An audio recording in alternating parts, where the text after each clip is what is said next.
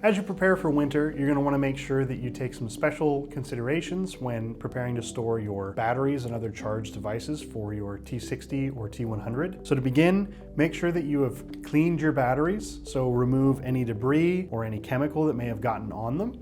You're also going to want to make sure that you clean the terminals on your battery. For this, you're going to use a clean, dry cloth. Do not use alcohol, contact cleaner, or any other chemical, because that may leave a residue that will corrode the connections themselves.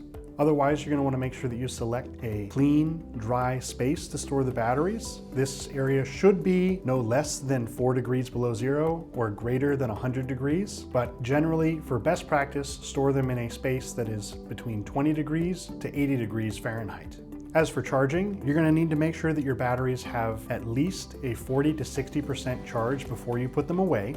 In general, if your batteries are discharged below 20%, you're going to want to charge them up to 60%, and you're going to need to cycle them at least once fully, so from 0 to 100% and back down every 3 months. If you leave your batteries stored for a period of greater than 5 months, you're going to need to make sure that you cycle them at least once in a 3-month period, otherwise your warranty will be voided.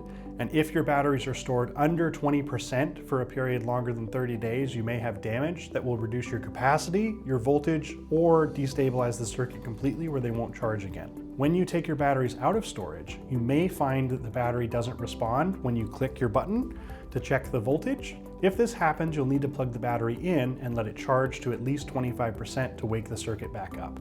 Now, your remote also has a battery in it. When you put your remote away, you're going to want to make sure that the remote battery is between 40 and 60%, but you may put it away over 60%. The remote has a circuit inside the battery that will slowly bring the charge down. And when that charge reaches 0, you're going to need to make sure that you charge the remote back to at minimum 40%, so a little under halfway. Otherwise, you're going to, within 30 days, have damage to that battery which cannot be repaired, and there's no way to replace the battery. As for your remote, you don't need to do too much to clean it or to make sure that you've updated the software or anything. You can charge it, put it away in the case, and leave it until spring. But you are going to want to make sure that any chemical that you might have gotten on either the screen or the rubber components has been wiped away, just to make sure that there's no reaction with the plastic.